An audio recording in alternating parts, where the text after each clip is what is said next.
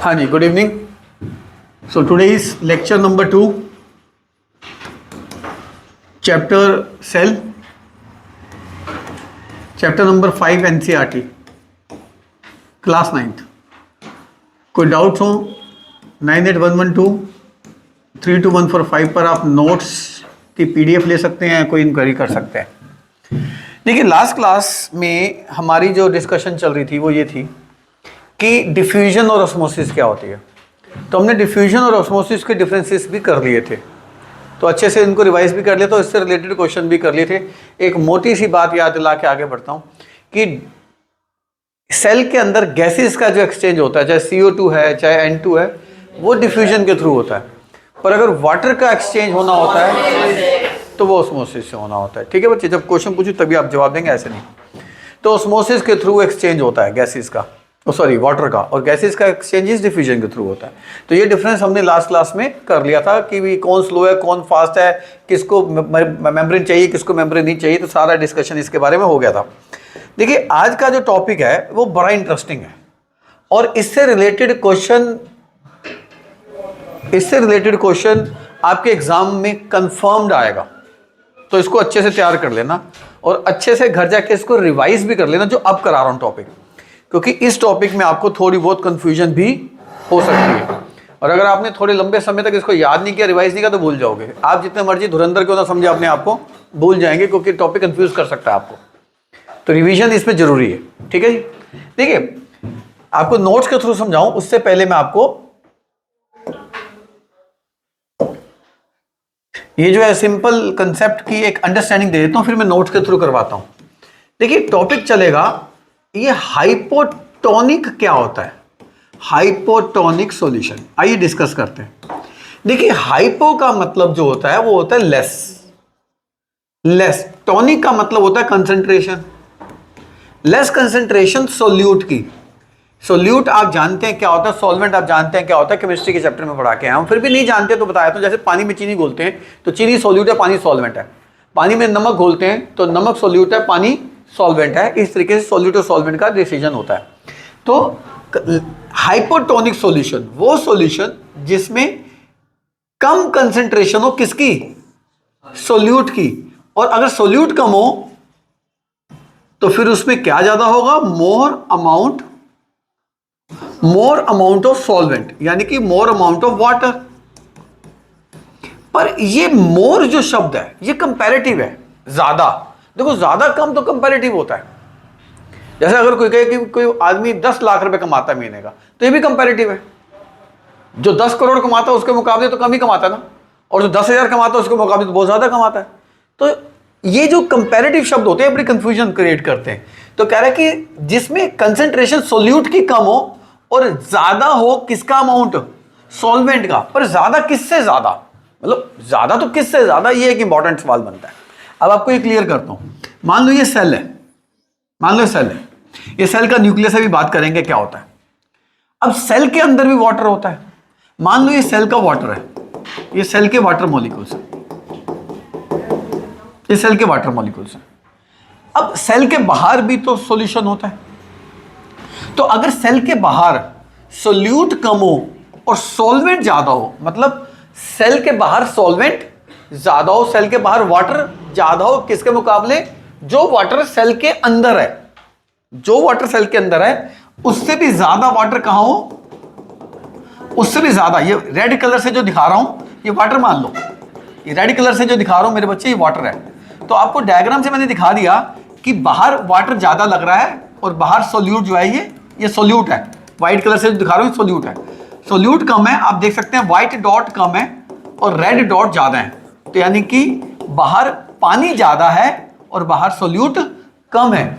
तो जब सोल्यूट कम हो और सॉल्वेंट ज्यादा हो, किसके मुकाबले, जो वाटर अंदर है उसके मुकाबले. यानी कि हाइपोटोनिक सॉल्यूशन वो होता है जिस सॉल्यूशन में सोल्यूट कम और पानी ज्यादा किसके मुकाबले, पानी ज्यादा, सेल के अंदर जो पानी है उससे पानी ज्यादा.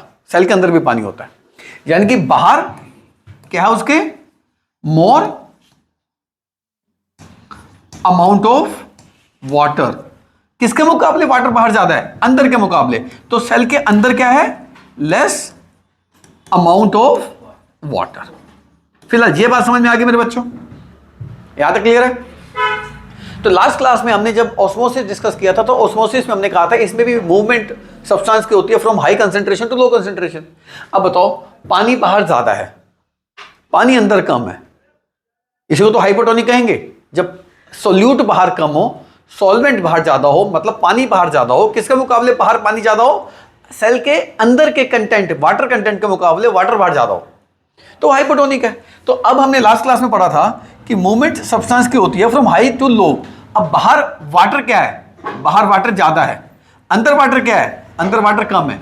तो water molecule will move inside the cell, पानी के मॉलिक्यूल सेल के अंदर जाना शुरू हो जाएंगे। ये सेल के अंदर मूवमेंट होनी शुरू हो जाएगी, ये मूवमेंट सेल के अंदर होनी शुरू हो जाएगी। अगर सेल के अंदर मूवमेंट होनी शुरू हो जाएगी तो आप जानते हैं फाइनली ये जो सेल होगा, this cell will finally this cell will swell due to, अगर कोई पूछे क्यों स्वेल हो गया तो आपने लिखना ड्यू टू ऑस्मोसिस। ये ऑस्मोसिस क्या होता है? स्पॉन्टेनियस फ्लो ऑफ सब्सटेंस और water from high concentration of water to low concentration of water through semi permeable membrane. तो ऑस्मोसिस हो गया, नहीं हो गया? तो सेल की जो मेम्ब्रेन होगी उसके अंदर पानी घुस जाएगा और सेल स्वेल हो जाएगा। पर यहां पे बच्चा ये पूछता है कि सर अगर सेल स्वेल हो जाएगा, सेल फूलना लग जाएगा, जैसे आप गुब्बारे में पानी भरते हो तो गुब्बारा भी एक समय बाद फट जाता है, पर गुब्बारा इतनी जल्दी नहीं फटता, एक लिमिट के बाद फटता है, क्योंकि गुब्बारा जिस चीज से बनता है वो फ्लेक्सिबल होती है, इलास्टिक होती है। तो जो सेल की जो मेम्ब्रेन होती है ना, ये मेम्ब्रेन, ये सेल की मेम्ब्रेन बहुत ही ज्यादा फ्लेक्सिबल होती है। प्लाज्मा मेम्ब्रेन जो हमारा टॉपिक चल रहा था लास्ट क्लास में, प्लाज्मा को कंटिन्यू कर रहा हूं ना, तो बड़ी फ्लेक्सिबल होती है। तो फ्लेक्सिबल होगी तो अंदर पानी भर भी जाएगा, तो ये मेम्ब्रेन फटेगी नहीं। अब यहां पे सवाल आता है कि फ्लेक्सिबल क्यों होती है? फ्लेक्सिबल इसलिए होती है कि क्योंकि ये जो मेम्ब्रेन है, कौन सी membrane? Plasma membrane. This is made up of proteins and lipids. तो ये सवाल आपके एग्जाम में आने वाला है कि प्लाज्मा मेम्ब्रेन किस चीज की बनी होती है? Protein and lipids. उससे क्या होता है? उससे प्लाज्मा मेम्ब्रेन फ्लेक्सिबल हो जाती है। उससे क्या फायदा होता है? उससे प्लाज्मा मेम्ब्रेन के अंदर कुछ चीज जाएगी भी तो सेल उसको अपने अंदर अकोमोडेट कर लेगा, नहीं तो वो बर्स्ट कर जाएगा, फट जाएगी मेम्ब्रेन। तो एक लिमिट तक ये सहन कर सकता है, उसके बाद तो ये भी फट जाएगी, उसकी भी तो एक लिमिट है, एक सहन शक्ति है। तो अब ये जो डेफिनेशन है आपने क्या करनी है? Hypotonic definition. Hypotonic solution is a type of solution which contains less amount of solute and more amount of water than the water present inside the cell. If water is placed under hypotonic solution, then the water will move. Sorry, if the cell is placed in a hypotonic solution, then the water will move inside the cell, and hence finally the cell will swell due to osmosis. The plasma membrane will not burst because plasma membrane is highly flexible membrane which is made up of protein and lipids. तो ये hypotonic solution के बारे में आपको करना है। फिर इसी का उल्टा एक सॉल्यूशन है हाइपरटोनिक। कौन सा भैया? Hypertonic solution. अब ये हाइपरटोनिक सॉल्यूशन क्या होता है? हाइपर का मतलब मेरे बच्चों होता है ज्यादा, ज्यादा कंसंट्रेशन, ज्यादा कंसंट्रेशन सोल्यूट की, यानी कि सोल्यूट ज्यादा है तो फिर लेस अमाउंट किसका होगा? Less amount of water. पर वाटर लेस है, किसके मुकाबले वाटर लेस है? बाहर सेल के कंटेंट के मुकाबले। Less amount of water than the water present inside the cell, यानी कि सेल के अंदर बाहर हाइपर में, हाँ जी। तो उसके अंदर क्या होगा? तो मैं आपको बता रहा था कि बाहर में दोबारा से बता दूं, हाइपर मतलब ज्यादा, टोनिक मतलब कंसंट्रेशन, यानी कि जब कंसंट्रेशन सोल्यूट की ज्यादा हो और वाटर की कम हो, वाटर की कंसंट्रेशन कम हो किसके मुकाबले? Than the water present inside the cell. तो अंदर पानी कम है और बाहर पानी ज्यादा है। अब देखो क्या होता है, जैसे मान लो ये सेल है, ये सेल है, ये न्यूक्लियस है और अंदर पानी क्या है उसके? ज्यादा। ये अंदर ज्यादा पानी भरा हुआ, ये पानी मान लो अंदर सेल के बहुत ज्यादा पानी भर गए, लो वाटर ही वाटर है अंदर। तो this is more amount of water. और बाहर हाइपर है, हाइपर मतलब बाहर ये जो है ये सोल्यूट है मेरे बच्चों, ये जो व्हाइट कलर से लगा रहा हूं ना बाहर, ये सोल्यूट है। हाइपर मतलब सोल्यूट ज्यादा है, सोल्यूट ज्यादा है तो फिर क्या कम है? बाहर सॉल्वेंट कम है, तो ग्रीन कलर से जो बाहर लगा दिया, दिस इज लेस अमाउंट, किसका लेस अमाउंट है, of water, then water present inside the cell, शाबाश, water present inside the cell. अब आजो क्या होगा, यानी कि ये जो सॉल्यूशन है ये वाला हाइपरटोनिक सॉल्यूशन है, बाहर सोल्यूट ज्यादा है, सॉल्वेंट कम है, सॉल्वेंट अंदर ज्यादा पड़ा हुआ है। तो अभी हमने पढ़ा है ऑस्मोसिस में मूवमेंट जो होती है फ्रॉम हाई टू लो होती है। अब अंदर हाई अमाउंट ऑफ वाटर है, तो वाटर कहां से कहां मूव करना शुरू कर देगा,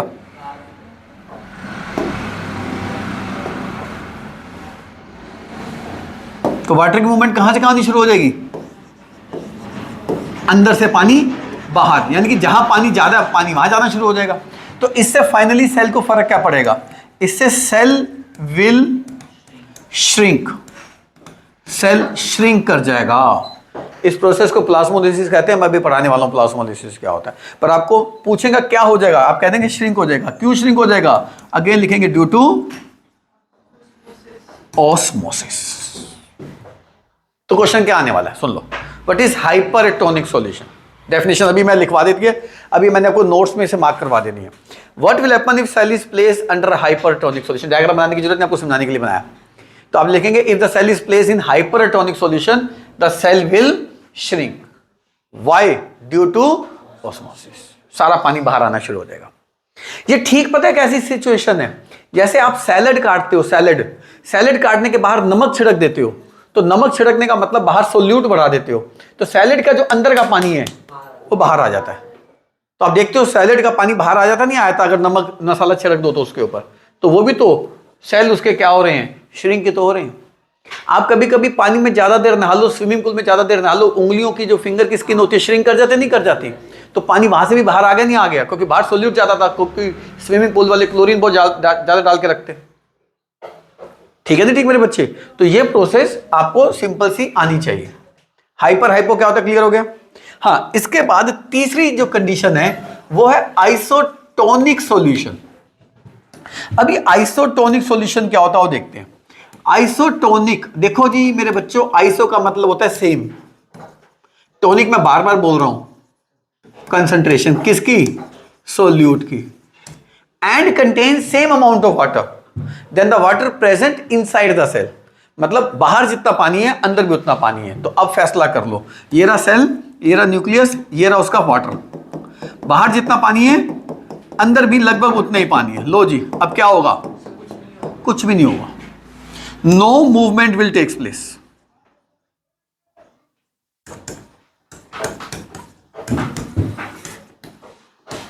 तो आपको तीन डेफिनेशन आ रही है, हाइपोटोनिक, हाइपरटोनिक, आइसोटोनिक, तीन सवाल आ रहे हैं। हाइपर में रखा क्या होगा, हाइपो में रखा क्या होगा, आइसोटोनिक में रखा क्या होगा, क्यों होगा, ऑस्मोसिस इनका आंसर है। तो मेरा जो पर्सनल एक्सपीरियंस है, बच्चा ना भूल जाता है क्योंकि आंसर इन दोनों के उल्टे हैं।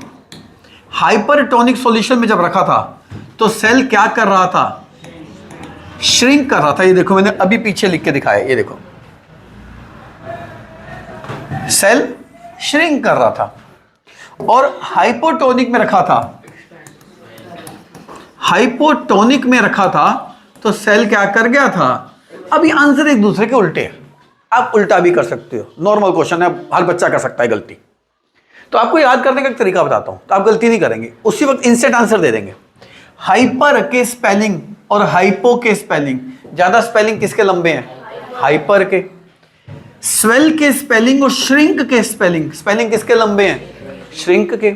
तो हाइपर जिसके स्पेलिंग लंबे हैं उसका आंसर के भी स्पेलिंग श्रिंक है। हाइपो जिसके स्पेलिंग कम है आंसर भी उसके स्पेलिंग में कम आएगा। स्वेल के स्पेलिंग कम है, आप ऐसे आंसर दे सकते हो। पर मैंने आपको लॉजिकली सिखा तो दिया, पर आपको एग्जाम में कंफ्यूजन हो सकती है, उससे बचने के लिए थोड़ा तरीका याद रहेगा। अदरवाइज कंसेप्ट आपको क्लियर, आप आंसर एग्जाम में निकाल लेना। ठीक है ना बच्चे, ऐसे याद कर लोगे। तो हाइपरटोनिक में shrinking of cell will takes place, hypotonic में swelling of cell will takes place हो जाएगा। आओ नोट्स के थ्रू थोड़ा पढ़ने की कोशिश करते हैं।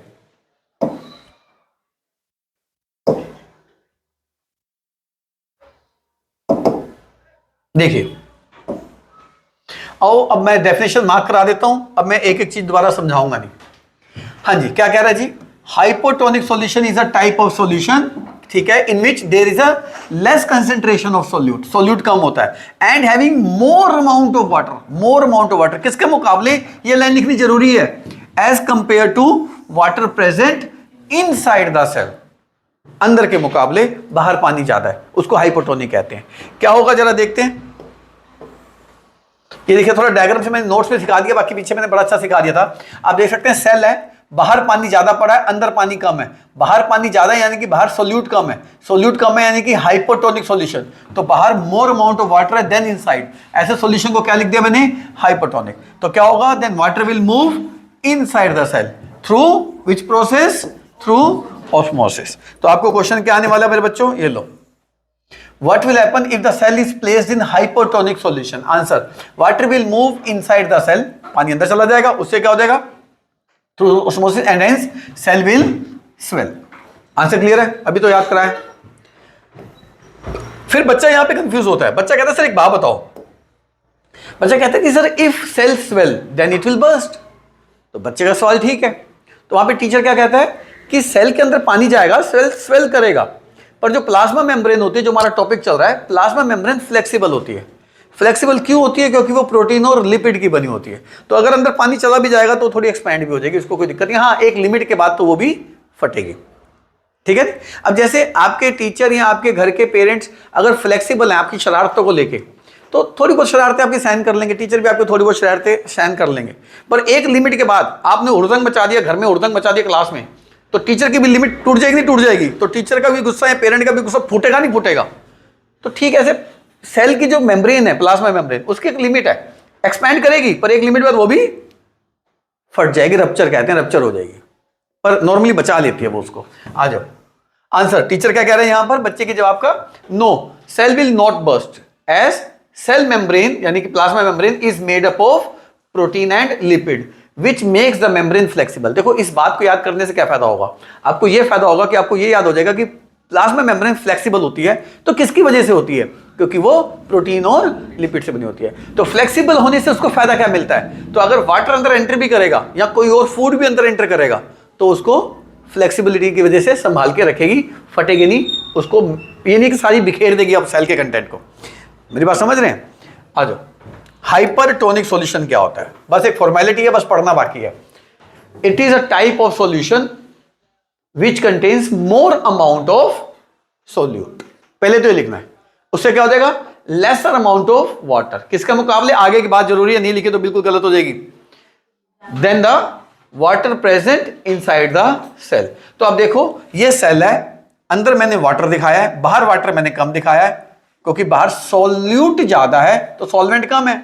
तो पानी तो जहां ज्यादा है पानी वहां से भागेगा किसकी तरफ? पानी जहां कम है तो पानी बाहर कम है, तो सॉल्यूट बाहर ज्यादा है, सॉल्वेंट बाहर कम है, सॉल्वेंट अंदर ज्यादा है, बाहर की तरफ निकल जाएगा, तो सेल फाइनली क्या होना शुरू हो जाएगा? सेल फाइनली श्रिंक होना शुरू हो जाएगा। तो हाइपरटोनिक में क्या होता है? Water will move outside the cell through osmosis. उससे फाइनली हुआ क्या? आओ देखते हैं। What will happen if the cell is placed in hypertonic solution?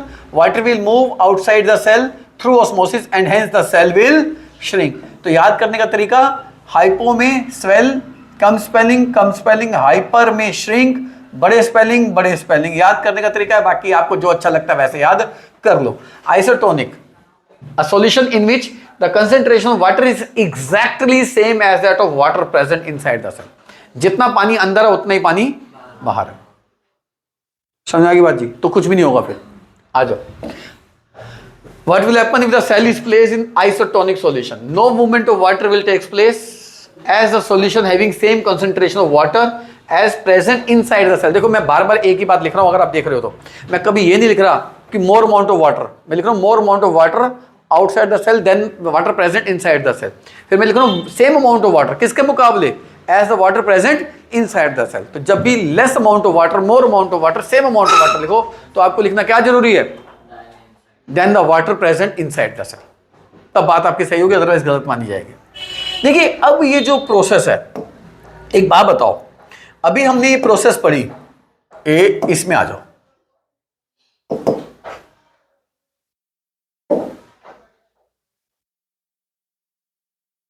देखिए इस प्रोसेस में आ जाइए। अब आप देख सकते हैं बाहर जो मैंने दिखाया है वो लेस अमाउंट ऑफ वाटर दिखाया। पहले शुरू से करते हैं, तो पॉज करना जरा वीडियो।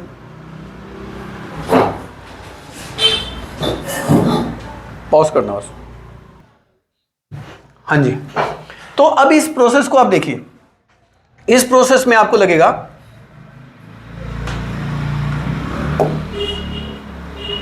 ये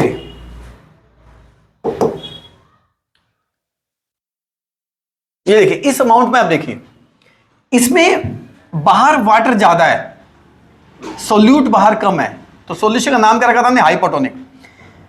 और पानी अंदर चला गया, पानी अंदर गया, एंट्री हुई एग्जिट हुई पानी की, पानी की एंट्री हुई एग्जिट हुई, एंट्री हुई, एंट्री हुई, एंट्री हुई, EN से एंट्री हुई।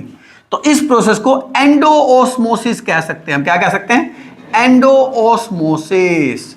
यानी कि ऑस्मोसिस में, जहां से समझना बड़ी टेक्निकल टर्म है ये, कंफ्यूज हो जाओगे। अगर ऑस्मोसिस में एंट्री हो जाए अंदर पानी की तो उस प्रोसेस को क्या कहेंगे, एंडोऑस्मोसिस। पर एंट्री कब होगी पानी की, नहीं, एंट्री कब होगी, जब हाइपरटोनिक में रखेंगे, हाइपोटोनिक में रखेंगे, हाइपोटोनिक में रखेंगे। तो यहीं से हमारी डेफिनेशन बन जाएगी कि भैया जब हम सेल को हाइपोटोनिक में रखेंगे और वाटर की एंट्री इनसाइड द सेल हो जाएगी, इनसाइड द सेल, तो उस प्रोसेस को हम क्या नाम कहेंगे, एंडोऑस्मोसिस। समझ में आ गया। याद करने का तरीका देखो, याद करने का तरीका क्या हो गया, याद करने का तरीका क्या हो गया, EN से एंडो, EN से एंट्री। एंट्री किसकी, वाटर की। कहां पर, सेल के अंदर। सेल के अंदर पानी कब होता है, अंदर एंटर करता है, जब बाहर क्या होता है, हाइपोटोनिक सॉल्यूशन होता है। तो जब आपने सेल को रखा हाइपोटोनिक सॉल्यूशन में, सेल को किसमें रखा, हाइपोटोनिक सॉल्यूशन में, तो वाटर की एंट्री हो गई inside the cell and this process is known as endoosmosis. फिर गैस कर सकते हो कि ये जो अगली प्रोसेस थी जिसके अंदर हमने सेल को रख दिया था, कौन से सॉल्यूशन में, हाइपरटोनिक में। हाइपरटोनिक का मतलब होता है जिसमें सोल्यूट बाहर बहुत ज्यादा हो, पानी बहुत कम हो। जब पानी बहुत कम हो, किसके मुकाबले पानी बहुत कम हो, पानी जो अंदर है, तो सारा का सारा पानी बाहर आना शुरू हो गया था, बाहर आना शुरू हो गया था। बाहर आने को क्या कहते हैं, एग्जिट, एग्जिट, एग्जिट। इसको क्या कहेंगे फिर, एक्सोस्मोसिस। जैसे आप क्लास की जब टाइमिंग शुरू हुई तो आपकी एंट्री हुई, आप बाहर से अंदर आए, एंडोऑस्मोसिस, क्योंकि बाहर आप ज्यादा थे, अंदर आप कम थे, तो एंडोऑस्मोसिस किया। अब छुट्टी हो जाएगी तो आपके क्लास के दोस्त के बच्चे बाहर कम है, अंदर सारे ज्यादा हैं, एग्जिट, एक्सोस्मोसिस। समझ में आ गया एक्सोस्मोसिस का मतलब क्या है। देखो ऑस्मोसिस में अगर एग्जिट हो जाए, किसकी एग्जिट हो जाए, वाटर की। अब एग्जिट ऑफ वाटर कब होती है, हाइपरटोनिक में, हाइपोटोनिक में, हाइपरटोनिक में। तो जब सेल को हाइपरटोनिक में रख दें और वाटर की मूवमेंट आउटसाइड द सेल हो जाए, this process is known as exosmosis. याद हो जाएगा बच्चे। अब क्वेश्चन कैसे आ सकता है आपको कि एक्सोऑस्मोसिस कब देखने को मिलेगा, हाइपरटोनिक में। एंडोऑस्मोसिस कब देखने को मिलेगा, हाइपोटोनिक सॉल्यूशन में। बात समझ में आ गई, क्लियर है। तो जिसको हाइपरटोनिक, हाइपोटोनिक, आइसोटोनिक क्लियर है, जिसको shrinking, swelling, no movement clear है, उसी को ही एक्सोऑस्मोसिस और उसी को ही एंडोऑस्मोसिस समझ में आएगा। मेरी बात समझ में आ गई। इसीलिए मैं कह रहा हूं कि रिवीजन बहुत जरूरी है। रिवीजन नहीं करोगे तो दिक्कत हो जाएगी, भूल जाओगे, कंफ्यूजन हो सकती है आपको। आई थिंक आप समझ रहे हैं कि सर सही कह रहे हैं कि इसमें तो कंफ्यूज हो सकते हैं, आंसर उल्टा लिख सकता हूं मैं। मेरी बात समझ में आ रही है जी। तो इसमें थोड़ा रिवीजन कर लेना। और इसको देखते हैं, डेफिनेशन देखनी बाकी है, आओ घर जाके याद कर लीजिएगा। देखिए एक्सोऑस्मोसिस, देखो याद करने के तरीके के लिए मैंने क्या लिख दिया यहां पर, या EX से क्या हो गया, एग्जिट। आओ देखते हैं। When the cell is placed in, hyper में रखें तभी तो एग्जिट होगी पानी की बात। Cell is placed in hypertonic solution, the movement of water will takes place inside to outside. इसका मतलब क्या है, इनसाइड टू आउटसाइड, अंदर से बाहर भाग जाएगा पानी, एग्जिट कहते हैं इसको। Resulting into shrinking of cell, उससे क्या हो जाएगा, इज नोन एज एक्सोऑस्मोसिस। हो जाएगी डेफिनेशन। और जिसको एक्सोऑस्मोसिस याद है ना, वो एंडोऑस्मोसिस की उल्टी भी कर सकता है। When the cell is placed in hypotonic solution, the movement of water will takes place outside to inside the cell, resulting into swelling of cell is known as endosmosis. तो अगर आपको लगता है कि यार मैं तो कंफ्यूज हो जाऊंगा, तो मैं आपको सलाह दूंगा, एक डेफिनेशन याद करो, दूसरी आप एग्जाम में खुद बना लो, आपके ब्रेन पे भी लोड कम पड़ेगा। पर आपको लगता है नहीं नहीं सर मैं कंफ्यूज नहीं होता, इन छोटी छोटी चीज़ों से मुझको कोई फर्क नहीं पड़ता, तो दोनों याद कर लो। देखो हर तरह के बच्चे होते हैं क्लास में, हो सकता है ऐसा बच्चा भी हो जो कहेगा सर मैं दो याद कर लूंगा, मेरे को कोई फर्क नहीं पड़ता। कोई ऐसा बच्चा भी होगा जो कहेगा नहीं सर मैं कंफ्यूज हुआ तो उल्टा कर देता हूँ, मैं शुरू से, मैं बचपन से मेरी आदत है मैं आंसर उल्टे करके आता हूँ। तो भैया तू फिर एक याद कर, दूसरी को उल्टा करती हो। आप खुद तय करें आप किस कैटेगरी में आते हैं, ठीक है नहीं। आपको तैयारी हमेशा अपने हिसाब से करनी है। सामने वाला दोस्त भाई बहन कैसे याद कर रहा है कैसे पढ़ रहा है उससे आपको फर्क नहीं पड़ना चाहिए। तैयारी आपकी अपने हिसाब से होनी चाहिए। आप अपने आप को ज्यादा जानते हो, कोई और आपको नहीं जानता इतना, तो फैसला आप कर लोगे कैसे करना है मेरे बच्चों। आ जाओ देखो एंडोस्मोसिस की डेफिनेशन में क्या लिखा है। एंडो मतलब entry, when the cell is placed in hypotonic solution the movement of water will takes place outside to inside. Inside entry होगी ना, resulting into swelling is known as. चलो एंडोस्मोसिस में क्या होगा, श्रिंकिंग या स्वेलिंग। एंट्री हो रही है, एंट्री स्वेलिंग होगी। अब ऐसे याद कर सकते हो, देखो आसान तरीका बता रहा हूं। एंडोस्मोसिस में एंट्री हो रही है, एंट्री हो रही है, हाथ नीचे, एंट्री हो रही है, एंट्री हो रही है। अगर एंट्री हो रही है तो फिर क्या होगा बताओ, स्वेलिंग हो जाएगी। स्वेलिंग कब होती है, स्वेलिंग हाइपोटोनिक में होती है। तो सारी चीजें मिल गई ना। तो एंडोस्मोसिस में एंट्री होगी, स्वेलिंग होगी और हाइपोटोनिक की वजह से होगी।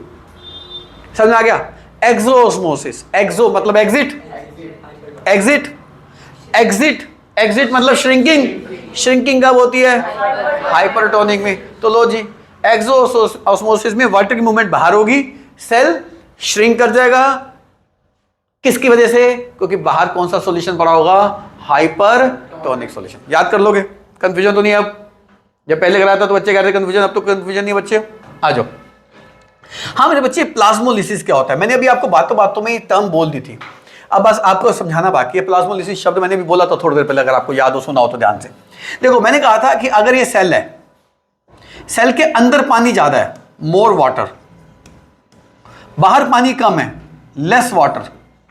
किसका, बाहर पानी कम है अंदर पानी ज्यादा है। अब बताओ बाहर पानी कम है यानी कि बाहर सॉल्वेंट ज्यादा होगा, बाहर सॉल्वेंट ज्यादा होगा यानी कि सॉल्यूशन कौन सा बाहर, हाइपरटोनिक। तो पानी कहां मूव कर जाएगा, जल्दी बोलो, बाहर। Exit, exit entry, endosmosis exosmosis, exosmosis. Then water will move outside. एक बात बताओ, आप जब बचपन में गुब्बारा फुलाते थे या आप जब बाहर से गुब्बारा फुला के लेके आते थे, पेरेंट ने कहा चलो गुब्बारा ले दो जी, आप उसको गुब्बारे को एक बार घर में रख देते होंगे कि मैं सुबह उठ के खेलूंगा। तो सुबह उठते थे, कभी थोड़ी थोड़ी गैस लीक कर जाती है, कुछ होता है तो गुब्बारा छोटा होता है बड़ा होता है, वो सिकुड़ जाती है, सिकुड़ जाती है उसकी स्किन, ठीक है। तो अब बताओ जब सेल से बाहर पानी चला जाएगा तो सेल क्या हो जाएगा, श्रिंक कर जाएगा। और सेल के श्रिंक करने की प्रोसेस को प्लाज्मोलिसिस कहते हैं। समझ में आ गया। अब बताओ प्लाज्मोलिसिस कब देखने को मिलेगा, हाइपरटोनिक में, हाइपोटोनिक में। आंसर है हाइपरटोनिक में, हाइपरटोनिक में प्लाज्मोलिसिस देखने को मिलेगा। तो आपने याद कैसे करना है कि यार प्लाज्मोलिसिस में ना सर ने कहा था कि सेल ना श्रिंक कर जाता है। अच्छा सेल श्रिंक कर जाता है, तो श्रिंक, श्रिंक लंबे स्पेलिंग, तो श्रिंक तो हाइपरटोनिक में करता है। तो हाइपरटोनिक में सेल से बाहर पानी आ जाएगा, सेल श्रिंक कर जाएगा, उस श्रिंकिंग प्रोसेस को प्लाज्मोलिसिस कहते हैं। आ जाओ। It is a phenomenon of shrinking of protoplasm, मतलब सेल का जो अंदर का लिक्विड कंटेंट होता है उसी को तो प्रोटोप्लाज्म कहते हैं। When the cell is placed under the influence of hypertonic. मैं इसलिए कह रहा हूं बच्चे आप शब्द को उल्टा मत कराना। सर हाइपरटोनिक को हाइपोटोनिक को एंड में वो आइसोटोनिक ही बनेगा ना। हाँ एक बहुत बढ़िया बात कर रहा है मेरे बच्चा, बहुत बढ़िया बात कर रहा है। क्योंकि जब मूवमेंट होनी शुरू हो जाएगी ना, अंदर से बाहर, बाहर से अंदर, तो एक टाइम ऐसा आएगा मूवमेंट रुक जाएगी। मूवमेंट कब रुक जाएगी, जब अंदर और बाहर पानी सेम हो जाएगा, यानी कि अंदर और बाहर पानी आइसोटोनिक हो जाएगा। उसके बाद मूवमेंट होनी बंद हो जाती है। बहुत बढ़िया बच्चे, शाबाश। जब फोकस होकर पढ़ोगे तो अच्छे सवाल भी पूछोगे। आज ये बात मैं आपको पहले बता चुका कि जो फ्लेक्सिबिलिटी होती है मेम्ब्रेन की, प्लाज्मा मेम्ब्रेन की, एनेबल द सेल, सेल को क्षमता देती है टू एंगल्फ मतलब लेना, इन फूड, फूड अंदर लेना, and other substance into the cell. वही बात आगे नहीं आ गई। एक बात सोचो, ये प्लाज्मा मेम्ब्रेन है, ये प्लाज्मा मेम्ब्रेन है, ये सेल है, ये बाहर फूड पड़ा है, ये बाहर वाटर पड़ा है, इसको अंदर आना है। अंदर आएगा तो ये फूलेगा नहीं। आप भी जब भूखे होते हो उसके बाद भरपेट खाना खा लेते हो दोस्त की बर्थडे पार्टी में या किसी की शादी ब्याह में, तो पेट आपका तो फूल जाता है। तो जब सेल हंस रहा है वो, तो सेल के अंदर जब फूड जाएगा, सेल के अंदर जब पानी जाएगा, आपने 3 ग्लास लस्सी पी ली तो पेट नहीं फूल जाता? अब भाई पेट फूल गया, अब नहीं और हो सकता। तो जब सेल के अंदर पानी चला जाएगा तो सेल भी क्या हो जाएगा? स्वेल कर जाएगा ना। तो हमारी भी पेट की जो मेम्ब्रेन होती है फ्लेक्सिबल होती है नहीं होती? अगर पेट की मेम्ब्रेन फ्लेक्सिबल ना होती तो फिर कैसे एंगल्फ करता हमारा फूड? तो चलिए, तो फ्लेक्सिबिलिटी ऑफ सेल से क्या फायदा होता है जल्दी बताओ। बेनिफिट क्या है फ्लेक्सिबिलिटी से? कि सेल अपने अंदर एंगल्फ कर सकता है, ले सकता है क्या? Food and other substances. और जो अमीबा होता है ना मेरे बच्चों, अमीबा इसी तरीके से फूड लेता है और इस प्रोसेस को एंडोसाइटोसिस कहते हैं। एंडो मतलब एंट्री, साइटोसिस मतलब सेल के अंदर। तो सेल के अंदर एंट्री हो जाए किसकी? फूड या अदर सब्सटेंस की, this process is known as endocytosis. कितनी आसान डेफिनेशन है, देखो आ जाओ। It is a process through which cell engulf the food and other substances into the cell. ये वो प्रोसेस है जिससे सेल अपने अंदर फूड लेता है और बाकी चीजें लेता है, इसको एंडोसाइटोसिस कहते हैं। तो अमीबा क्या करता है? अमीबा का डायग्राम मैंने आपको बना के दिखाया, लास्ट क्लास में भी समझाया था। ये देखिए, ये रहा अमीबा, बाहर पड़ा फूड। अमीबा सिंगल होता है सेल, यूनिसेल्युलर है, बताया था पहली क्लास में। तो बाहर फूड है, अमीबा कहता है मेरे को फूड चाहिए। फूड तो हर किसी को चाहिए, न्यूट्रिशन तो सबको चाहिए। तो फूड को पकड़ने के लिए वो स्यूडोपोडिया बनाता है, उसको ट्रैप करने के लिए ऐसे कर लेता है।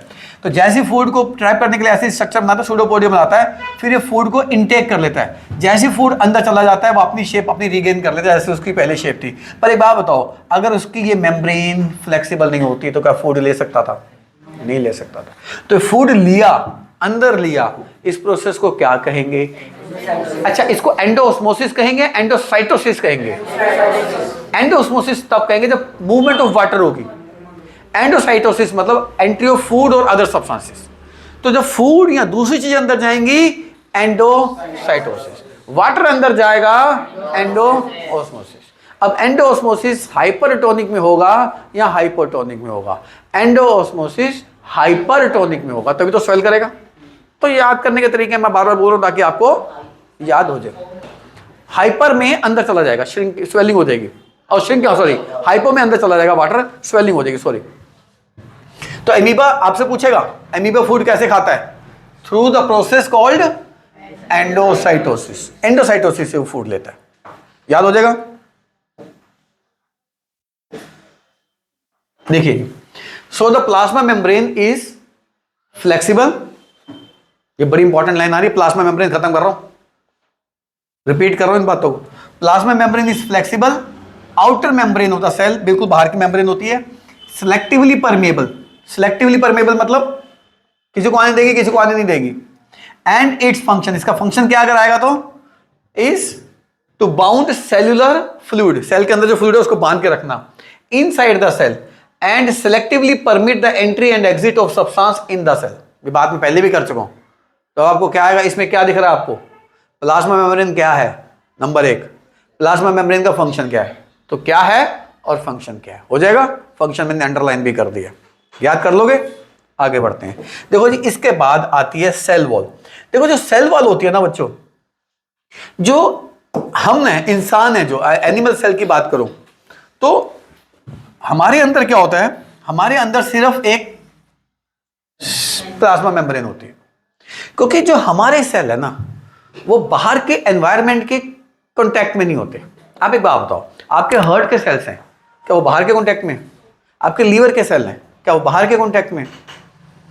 किडनी के सेल हैं, इंटेस्टाइन के सेल हैं, क्या वो बाहर के कांटेक्ट में? उनको बाहर से कोई लेने देने नहीं है, तो उनको कोई स्पेशल प्रोटेक्शन की जरूरत नहीं है। हाँ, स्किन के सेल बाहर के कांटेक्ट में हो, उनको छोड़ दो, आप स्किन के सेल को छोड़ दो, बाकी तो सारे सेल को अंदर की तरफ है, उनको किसी प्रोटेक्शन की जरूरत नहीं। हमारी बॉडी को प्रोटेक्ट कर रही है, आउटर बॉडी प्रोटेक्ट कर रही है।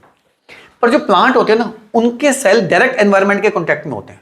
चाहे वो स्टेम ले लो, चाहे वो लीफ ले लो, चाहे वो फ्लावर ले लो, चाहे बर्ड ले लो, कुछ भी ले लो, सारे के सारे सेल आउटर एनवायरनमेंट के कांटेक्ट में होते हैं। तो जो आउटर एनवायरनमेंट के कांटेक्ट में होते हैं तो वो सेल को डैमेज हो सकता है, सेल को नुकसान हो सकता है।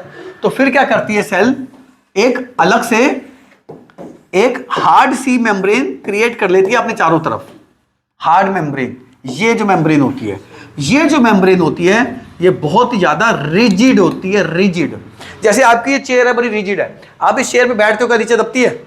नहीं दबती ना, ये रिजिड है। आप जिस सोफे पे बैठते हो फ्लेक्सिबल है, सोफे पे बैठते हो आधे अंदर धस जाते हो। तो फ्लेक्सिबल रिजिड में ही अंतर होता है। तो ये जो मेम्ब्रेन होती है जो प्लाज्मा मेम्ब्रेन के बाहर होती है, ये सिर्फ और सिर्फ जो सेल वॉल होती है ये किस में पाई जाती है? केवल मेरे बच्चों प्लांट सेल में, क्योंकि ये आउटर एनवायरनमेंट के डायरेक्ट कांटेक्ट में होते हैं। और ये जो रिजिड मेम्ब्रेन होती है ये बनी होती है made up of cellulose. Cellulose, लो जी क्वेश्चन आने वाला है। प्लाज्मा मेम्ब्रेन किसकी बनी होती है? Protein and lipids. Cell wall किसकी बनी हुई है? प्लाज्मा मेम्ब्रेन को फ्लेक्सिबल कौन बनाता है? उसके प्रोटीन और लिपिड्स। सेल वॉल को रिजिड कौन बनाता है? सेल्यूलोस, क्योंकि सेल्यूलोस की बनी होती है। सेल वॉल प्लाज्मा मेम्ब्रेन के बाहर होती है, रिजिड होती है, हार्ड होती है। इससे ना सेल को क्या मिलने लगती है? इससे सेल को प्रोटेक्शन मिलने लगती है। स्ट्रक्चरल, मैं आपको इसका मतलब बताता हूं, स्ट्रक्चरल स्टेबिलिटी मिलने को लगती है। अब इसका क्या मतलब है? प्रोटेक्शन तो समझ में आ गया ना, सेल को अंदर को बचा के रख रही है, सेल को बचा के रख रही है। और स्ट्रक्चरल स्टेबिलिटी, अंदर का स्ट्रक्चर उसको स्टेबल बना के रखी हुई है, नहीं तो सेल का स्ट्रक्चर ही बेचारा झूले झूलता रहेगा, स्ट्रक्चर खराब होता रहेगा सेल का। तो उसको स्ट्रक्चरल क्या दे रही है? स्टेबिलिटी दे रही है, उसको मैकेनिकल सपोर्ट दे रही है। अभी मैकेनिकल सपोर्ट क्या होती है? आज मैकेनिकल सपोर्ट दे रही है। एक बात बताओ, ये जो हमारी दीवारें ईंटे की बनी है, सीमेंट की बनी है, आंधी तूफान आता तो गिर जाती है, ये मैकेनिकल सपोर्ट है। अगर यही टेंट होता, तंबू होता, तो आंधी तूफान आता तो तंबू भी उड़ जाता, अंदर के जो बैठे लोग वो भी, उनका सामान भी उड़ जाता। आप इसको सेल मान लो और बाहर जो तंबू है उसको मान लो प्लाज्मा मेम्ब्रेन। तंबू भी होता थोड़ा फ्लेक्सिबल होता है, दीवार इतनी फ्लेक्सिबल नहीं है, तंबू के इधर गिरोगे तो थोड़ा तंबू उधर हो जाएगा, तो वो भी फ्लेक्सिबल होता है।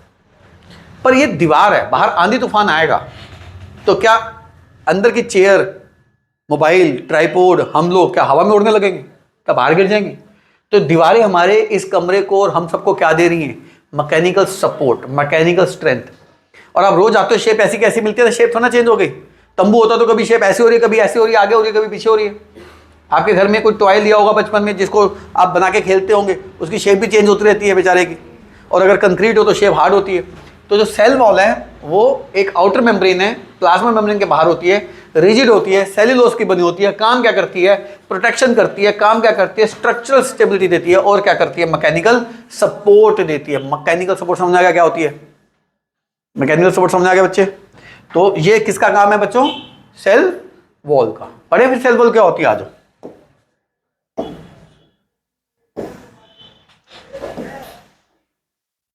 आज ये पढ़ते हैं। The cell wall is made up of cellulose. ये ले, पहली बात, in plant cell, current plant cell in addition to plasma membrane. ये बात बहुत इंपॉर्टेंट है। मतलब प्लांट सेल में प्लाज्मा मेम्ब्रेन के अलावा भी कुछ होता है, मतलब प्लाज्मा मेम्ब्रेन भी होती है। There is a rigid outer membrane called cell wall.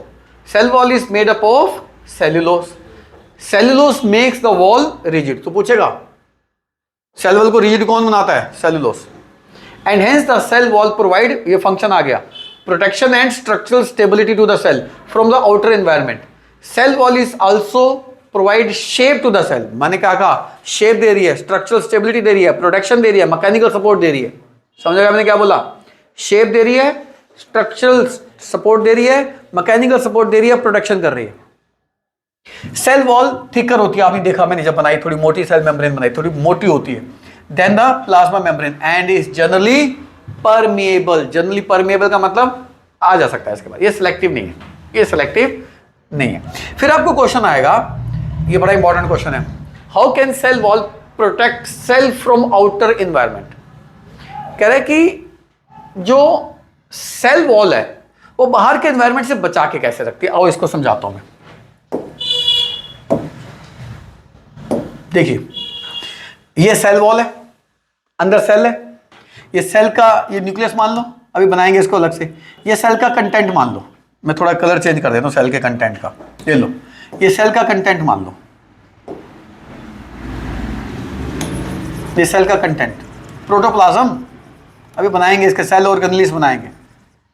वैसे जनरली ना सेल के बाहर हमेशा पानी ज़्यादा मिलेगा आपको। जो रूट्स हैं, आप बताओ रूट्स के अंदर क्या होगा? रूट्स के बाहर पानी ज़्यादा होता है कम होता है? जनरली बाहर पानी ज़्यादा मिलेगा। बाहर पानी ज़्यादा है, यानी कि ज़्यादातर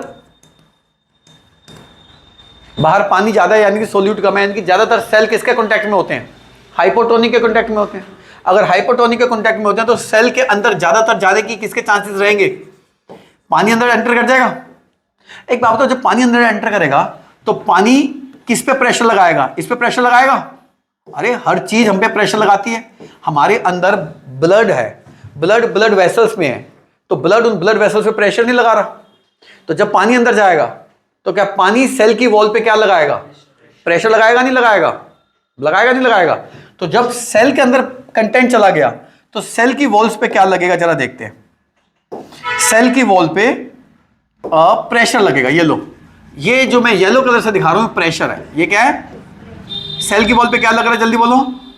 क्यों? क्योंकि अंदर कंटेंट चला गया, पानी चला गया। क्योंकि ज्यादातर सेल किसके कांटेक्ट में होता है? हाइपोटोनिक है।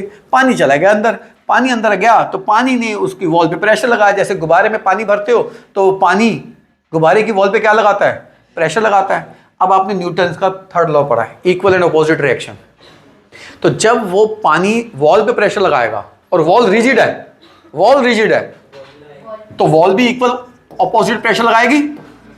इक्वल अपोजिट प्रेशर लगाएगी, सेल बच जाएगा। बाहर के एनवायरनमेंट से वो खराब नहीं हुआ।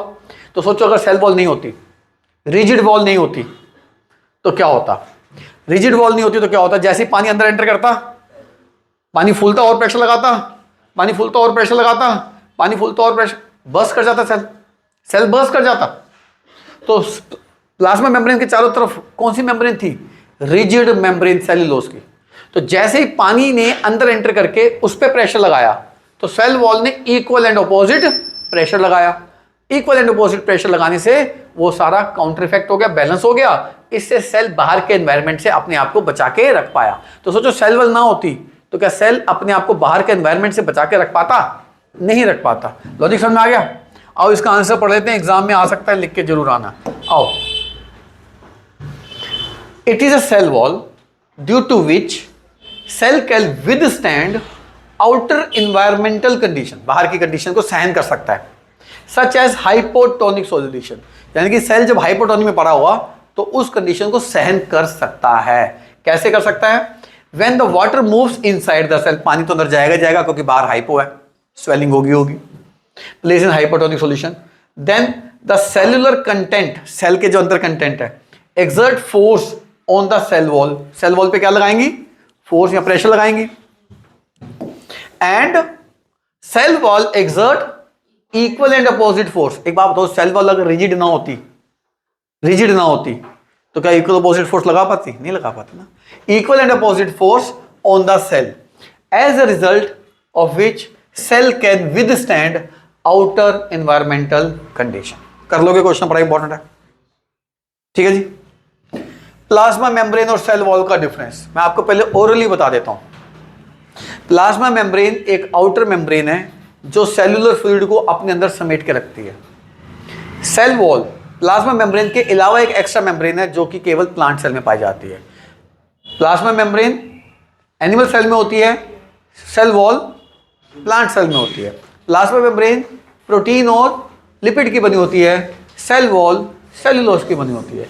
प्लाज्मा मेम्ब्रेन फ्लेक्सिबल होती है, सेल वॉल रिजिड होती है। प्लाज्मा मेम्ब्रेन सेलेक्टिवली परमेबल होती है, सेल वॉल जनरली परमेबल होती है। और डिफरेंस पढ़ते हैं, फॉर्मेलिटी। दोनों के फंक्शन भी लिख देना कि इसका क्या फंक्शन है और उसका क्या फंक्शन है। फंक्शन मैंने बोल दिया, आओ देखते हैं। प्लाज्मा मेम्ब्रेन लेफ्ट में, सेल वॉल राइट में। It is the outermost membrane in the animal cell. Plasma membrane last की मेम्ब्रेन होती है। It is the outermost membrane in the plant cell. समझ में आ गया बच्चे? It is made up of protein and lipids. वो किससे बनी है? सेल्यूलोज से।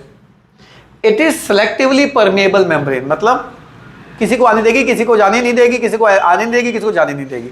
सिलेक्टिव है, हर कोई नहीं आ जा सकता इसके आर पार। इट इज जनरली परमेबल, इसका कोई मतलब नहीं है इस चीज से, आना आओ, जाना है जाओ, कोई फर्क नहीं पड़ता। Its function is to hold, ये बड़ा इंपॉर्टेंट फंक्शन है बच्चे, प्लीज इसको याद कर लेना। Its function is to hold cellular content inside the cell and selectively permit entry and exit of some substances into the cell.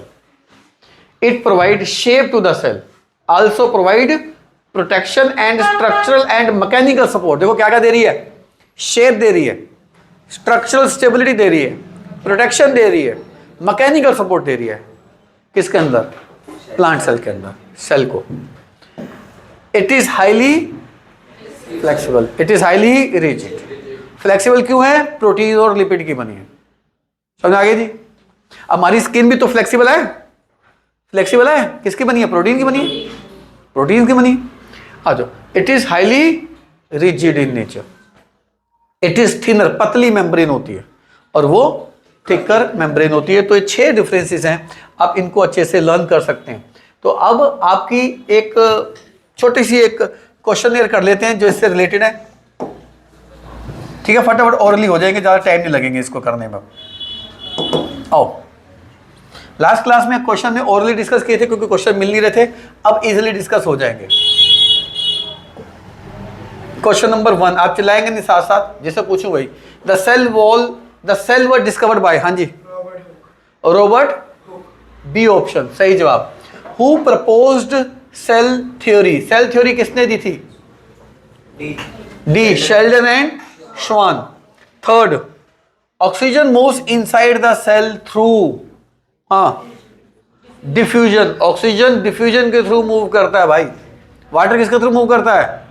Osmosis के थ्रू। Cellulose forms which of the following part of the cell? Cell wall, chloroplast, cell membrane, vacuole. हाँ जी, cell wall, बिल्कुल सही जवाब। आगे बढ़ते हैं। The unicellular organism is hydra, amoeba, fish और man? Amoeba. Free cell in the form of bacteria were discovered by Leeuwenhoek. The different organ combined, ये तो अभी नहीं कराना। Yes, 8th, the largest cell is nerve cell.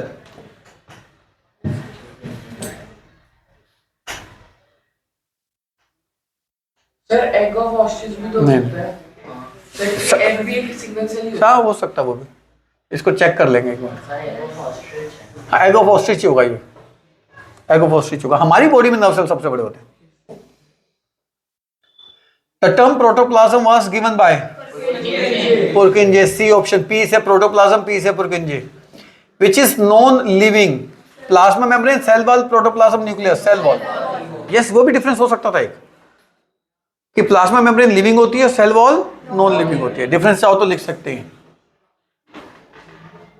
The cell structure is not present in the animal cell, cell wall.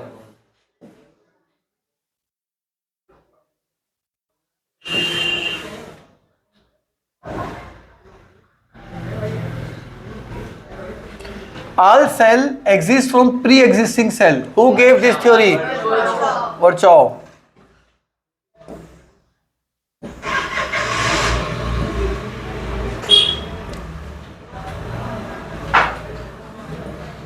अभी तो question अभी कराने हैं, तो इसलिए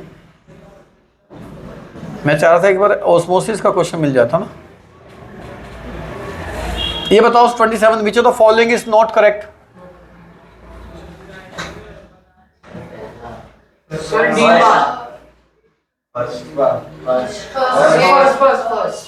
रॉबर्ट ब्राउन डिस्कवर द,